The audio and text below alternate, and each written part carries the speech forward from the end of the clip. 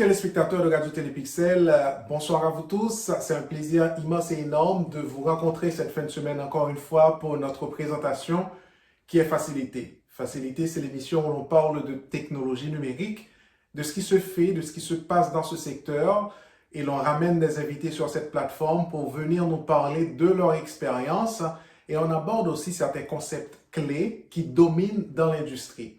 Cette semaine, on a choisi de vous parler d'intelligence artificielle. On a été chercher un expert qui a étudié beaucoup dans ce domaine, qui continue d'étudier dans ce domaine aussi et qui a publié certains articles aussi dans le domaine de l'intelligence artificielle.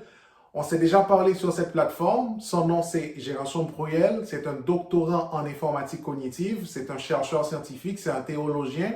C'est un professeur d'université. Avec lui, on va voir c'est quoi l'intelligence artificielle, c'est quoi les domaines d'application de l'intelligence artificielle, les différentes approches qui existent en intelligence artificielle et quelles sont les perspectives d'avenir suivant les chercheurs, les gens qui évoluent dans l'industrie. Mesdames et messieurs, mon nom c'est Clément Calvert. La façon pour nous joindre, c'est le 514-799-6087 par téléphone, par courriel clément.calvert@clémentcalvert.com. Et le médium, c'est Radio Télépixel.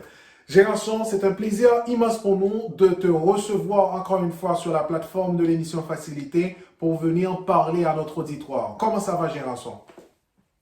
Bonjour Calvert, ça va très bien.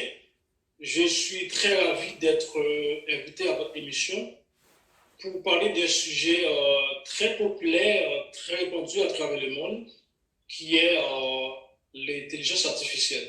C'est pas moi qui dirais le contraire. L'intelligence artificielle, c'est énorme, c'est très répandu, c'est très populaire, c'est utilisé un peu partout et on n'est pas prêt d'arrêter de l'utiliser. Géranson, pour notre auditoire qui veut savoir c'est quoi l'intelligence artificielle, en des termes clairs, simples, dites-nous, suivant tes expériences à toi, tes études à toi, c'est quoi l'intelligence artificielle, en des termes simples? C'est une très belle question. Pour pouvoir parler de l'intelligence artificielle, il faut d'abord comprendre le fonctionnement de l'intelligence humaine. Parce que l'IA ne fait que simuler l'intelligence humaine. Donc, l'intelligence humaine, c'est la faculté d'exécuter ou de faire une tâche cognitive. Donc, quand je parle d'une tâche cognitive, je fais référence à des tâches qui sont exécutées de façon consciente. Parce que dans le domaine de la psychologie, toute tâche qui n'est pas exécutée consciemment constitue une tâche végétative. Si je prends par exemple le fait de respirer, donc quand on respire, on ne fait pas appel à des états mentaux ou à des capacités cognitives ou intellectuelles pour respirer. Donc la respiration, c'est une tâche végétative.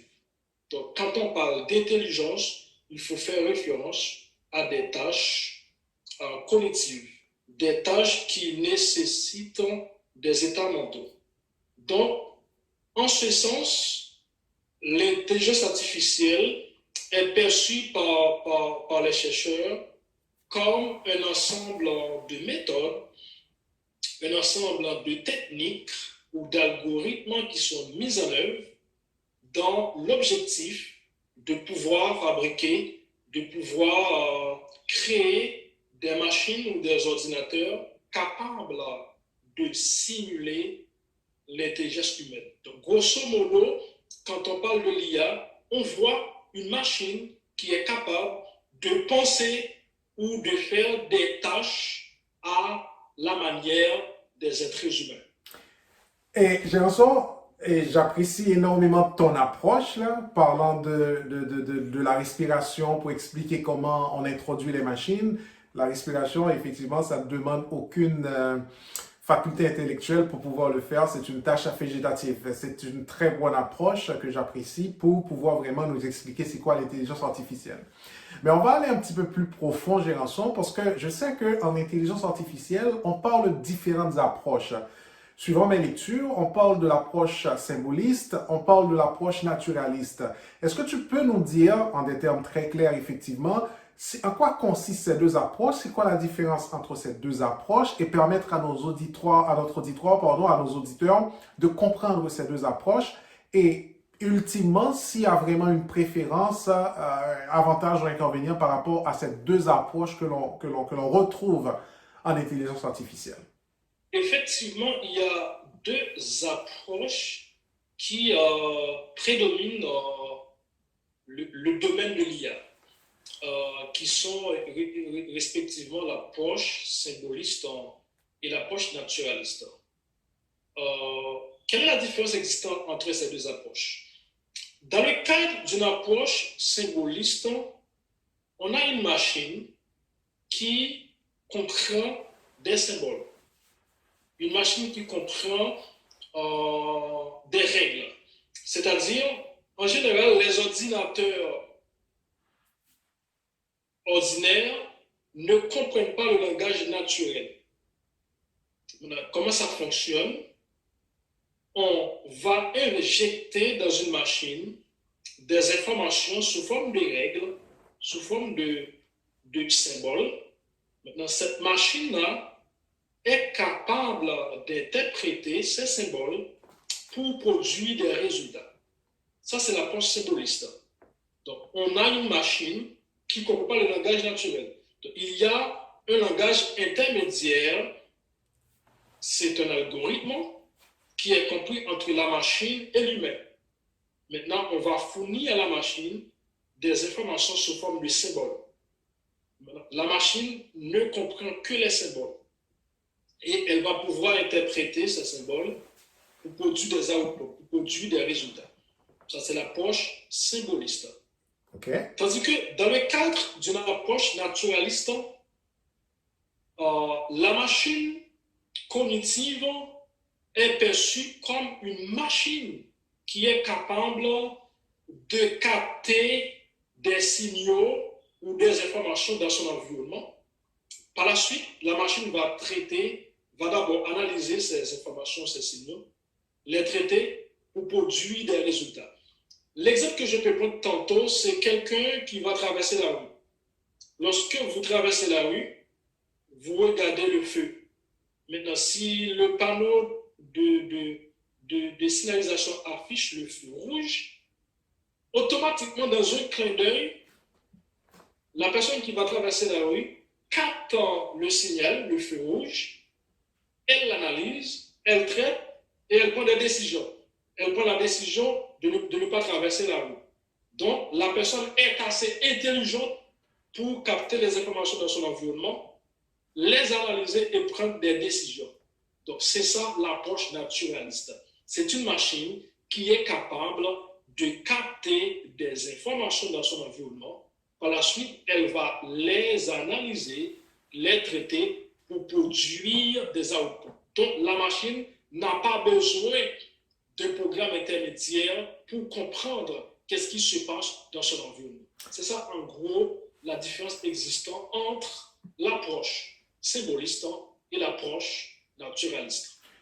Évidemment, je peux en conclure, le choix de l'une de ces approches dans le cadre d'un projet, ça dépendra de la taille du projet, de la complexité du projet. C'est pas comme prédéfini pour dire vas-y avec telle approche ou vas-y avec telle ou telle approche. Donc, ça dépend, parce que l'approche naturaliste est quelque peu plus complexe là, par rapport à la façon dont on va conduire ces activités, parce qu'il faudra vraiment passer des instructions qui soient beaucoup plus complexes à un certain niveau. Bref, merci Dr. Bruyel. L'intelligence artificielle, on s'est dit tantôt, en début, en introduction, que c'est très réputé, c'est très populaire, c'est très, je dirais même, très utilisé un peu partout à travers le monde. Notre vie même commence à changer avec l'intelligence artificielle. L'exemple que je peux prendre, si on prend le taxi dans le temps, 10 ans de cela, la façon dont on voyageait en taxi, ça a complètement changé. De nos jours, même la restauration a changé avec l'intelligence artificielle, la façon dont on fait les livraisons, tout et tout. Donc, il y a beaucoup d'intelligence artificielle en arrière de tout ce que l'on fait aujourd'hui, au jour le jour. Jean-François, quelles sont les technologies qui sont en arrière de l'intelligence artificielle? Dites-nous comment ça fonctionne, les technologies qui sont en arrière de tout ça, qui fait que nos vies commencent à bouleverser avec l'intelligence artificielle, bouleverser dans le sens de changement. Et effectivement, il y a une fédération de technologies qui se cache derrière l'IA. Il faut dire que l'IA repose surtout sur les données, ce qu'on appelle big data, les données massives. Il n'y a pas de l'IA sans les données massives. Présentement, on a des machines intelligentes qui sont capables de faire des prédictions. Ces machines font ces prédictions à partir d'un ensemble de données, d'où l'importance du big data dans le cadre du développement de l'IA. Il y a aussi l'apprentissage automatique et l'apprentissage profond. Donc, en gros, on pourrait conclure que l'IA repose premièrement sur le big data, les données massives, deuxièmement sur l'apprentissage profond, l'apprentissage automatique et l'apprentissage profond. Parce que les machines qui vont faire des tâches cognitives, des tâches intelligentes, vont se baser sur un ensemble de données existantes dans leur mémoire ou dans la base de données. Si je comprends bien, Gérançon, tu me corrigeras si j'ai tort, fait que l'intelligence artificielle et le big data, ça marche de pair. Exactement. Étant donné qu'on parle d'instruire la machine, de fournir à la machine un ensemble de données, donc les données constituent une mine d'or pour faire avancer l'intelligence artificielle parce qu'on veut modéliser, on veut cartographier, on veut prendre des décisions par rapport à une série de données, une pattern, on veut définir des patterns. Donc ça nous prend vraiment une collection de données, ce qu'on appelle le big data pour faire avancer l'intelligence artificielle. Effectivement, Clément, le big data, comme vous avez mentionné, c'est le pilier de l'intelligence artificielle. Excellent. Docteur Bruyel, dans la réponse de ma question précédente, tu as fait référence au machine learning. C'est un terme qui revient assez souvent quand on parle de l'intelligence artificielle, de même que big data, de même que l'apprentissage, le deep learning, l'apprentissage profond. Mais toi, tu as fait référence au machine learning, l'apprentissage automatisé. Dis-nous plutôt, c'est quoi la machine learning dans le monde, ou du moins dans le milieu de l'intelligence artificielle?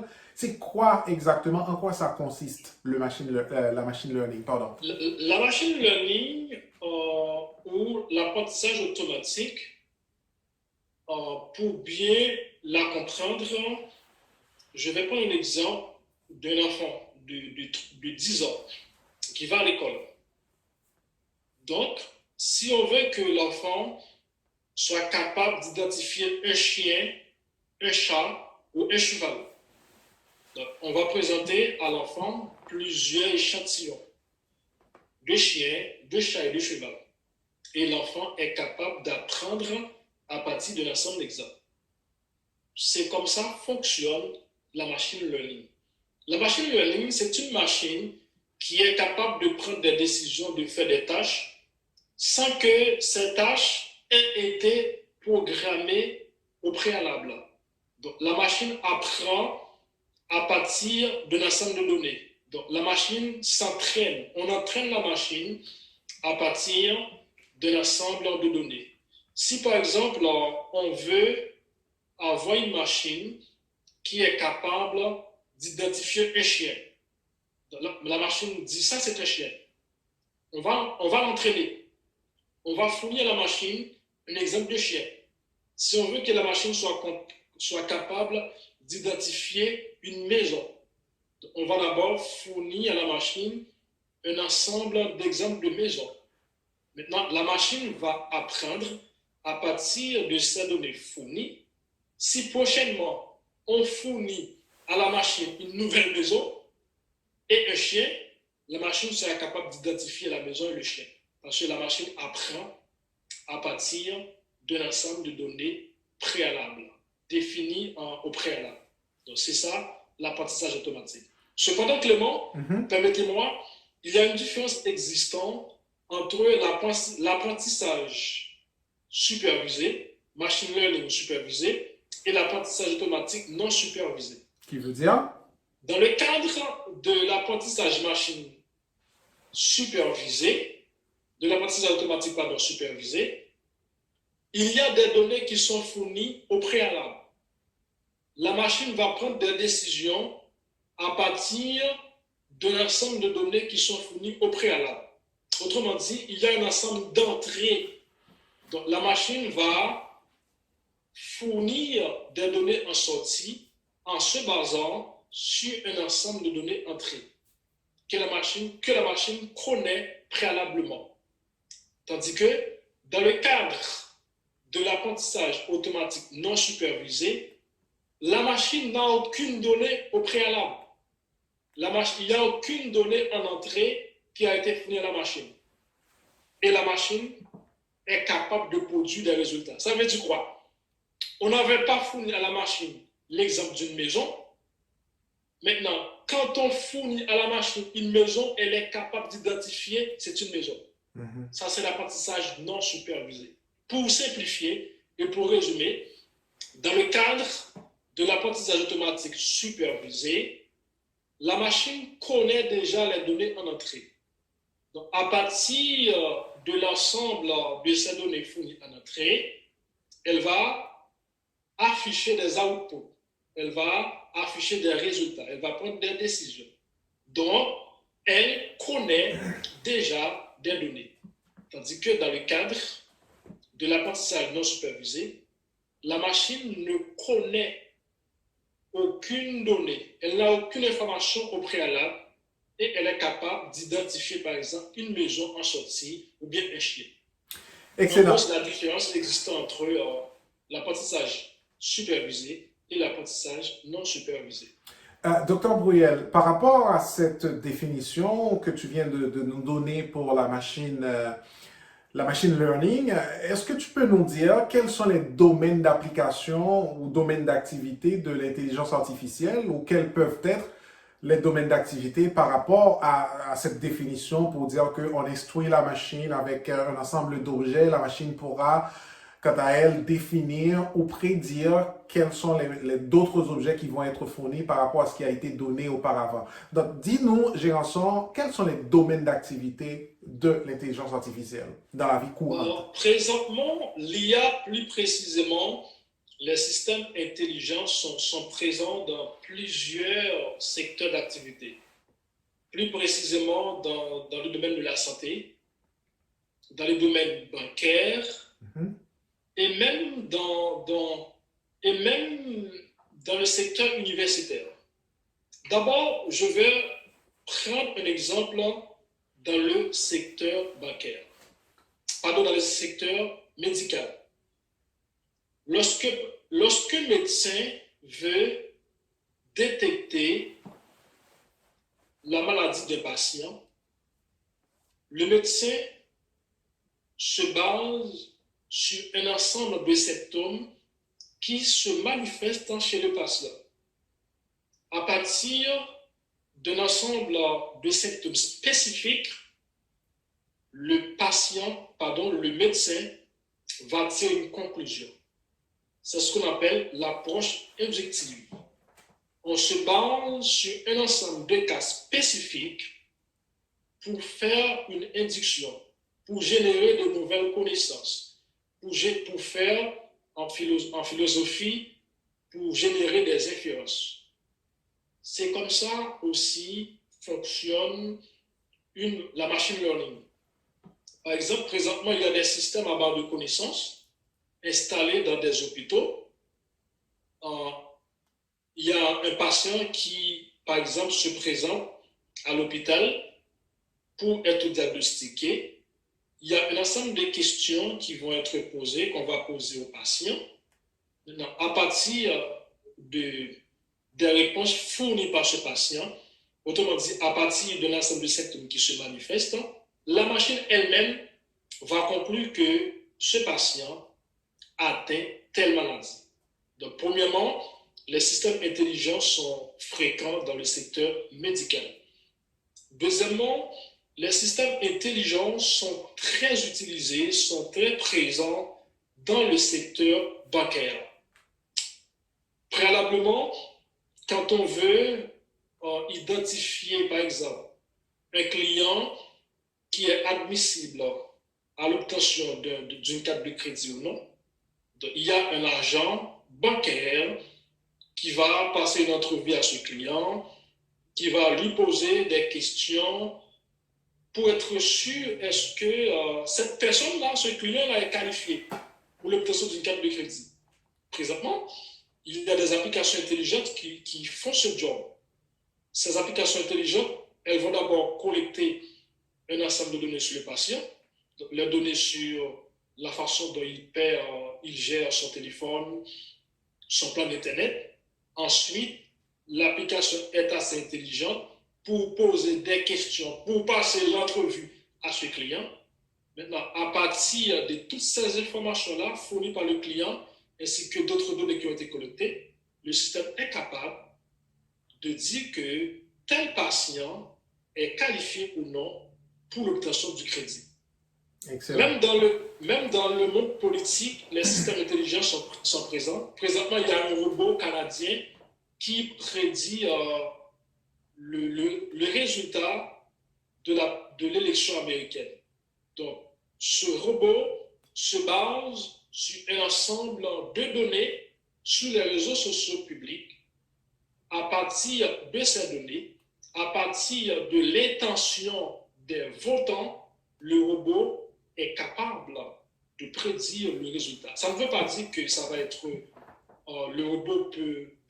il se peut que le robot se trompe dans sa prédiction, mais quand même, il tente de faire des prédictions à partir d'un ensemble de données. Grosso modo, Clément, l'IA, les systèmes intelligents sont vraiment présents dans plusieurs champs d'activité. Merci, Dr. Bruyel. J'ai surtout apprécié ton approche, ou du moins c'est l'exemple avec dans le domaine de la santé, parce que je pense qu'on est en plein dedans présentement.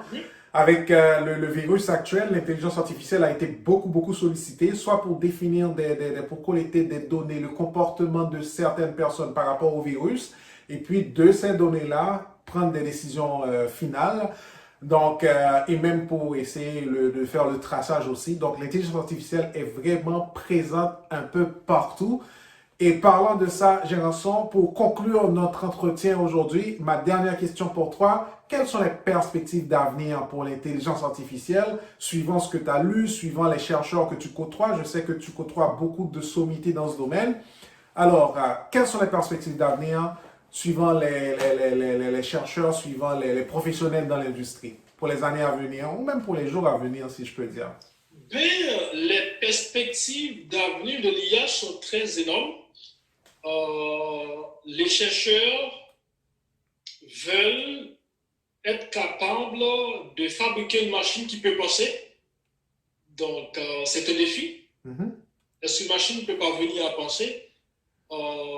C'est l'une des pistes de recherche, d'autant plus avec le développement des tutoriels intelligents, on pense à avoir des professeurs enseignants dans les écoles, dans les universités.